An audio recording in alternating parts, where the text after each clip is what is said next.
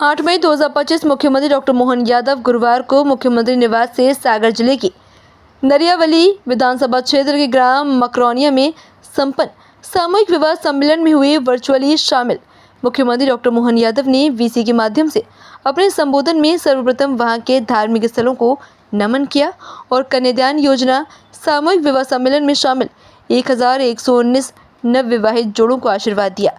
भगवान से उनके सुखद वैवाहिक जीवन की कामना की। मुख्यमंत्री डॉक्टर मोहन यादव ने यह भी कहा कि अब सामूहिक विवाह समाज द्वारा प्रसन्नतापूर्वक सहजता से अपनाए जा रहे हैं, जो इस बात को दर्शाता है कि हमारे समाज की मानसिकता में सकारात्मक परिवर्तन हो रहा है। ये बेहद प्रशंसनीय है और अनुकरणीय है। उन्होंने कहा कि इस प्रकार के वैवाहिक आयोजनों से वर वधू दोनों ही पक्षों का आर्थिक बोझ कम हो जाता है और इससे सामाजिक एकता को भी बल मिलता है। आज के सामूहिक विवाह कार्यक्रम मकरौनिया विधानसभा नरियावली में सागर के अंदर वीरों की धरती, हीरो की धरती, हमारे लिए सागर में अगर बात कर रहा हूँ तो राम भक्त हनुमान जी, टिकी टोरिया माता जी, 64 योगिनी मंदिर, रानगिर विराजी, हरसिद्धि माई, सबके चरणों में प्रणाम करते हुए सबको शुभकामना दे रहा हूँ, सबका अभिनंदन कर रहा हूँ। आज के इस अवसर पर यहाँ इस पूरे शुभ प्रसंग के अवसर पर मुख्यमंत्री, प्रदेश अध्यक्ष, मंत्री, उप मुख्यमंत्री, सारे लोगों के साथ, जो राजेंद्र जी ने कहा सही कहा, लेकिन ये बच्चे भी भाग्यशाली। आज जीवन का सबसे महत्व का दिन है। तो हमारी बहनों का विवाह का प्रसंग का अवसर है। ये दो परिवारों का जुड़ने का, ये बहुत युगों का एक नया संबंध बनता है। ना केवल दो परिवार बल्कि दो परिवार के अलावा दो गांवों का भी संबंध बनता है। और 16 संस्कार में से विवाह संस्कार ये सबसे महत्व का है। जब आज दूल्हा चतुर्भुज रूप में अपने घर में अपनी दुल्हन के साथ प्रवेश करेगा, तो दुल्हन के लिए भी नए माँ बाप मिलेंगे, सास ससुर के रूप में।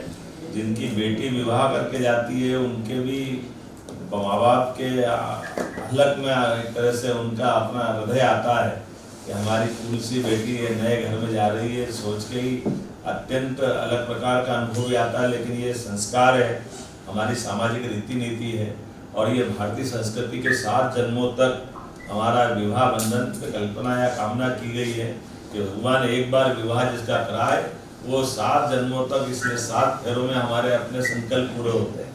अपनी सरकार की व्यवस्था अच्छी है कि आपको इन सारे प्रबंधन से मुक्ति करके एक बार में 1100-1150 जोड़े, सही कहा, एक तरह से इतनी बड़ी संख्या करने में मैं देख रहा हूँ कुछ तो अच्छे झकाझक बढ़िया मंच पे बैठे हैं, कुछ सामने बैठे हैं। खास करके जितने भी हमारी बेटियां हैं या बेटे हैं, ये हमारा विवाह का बंधन है, कोई समझौता है, एग्रीमेंट नहीं है। ये हमारे संस्कार है, जन्म जन्मांतरों का पवित्र बंधन है।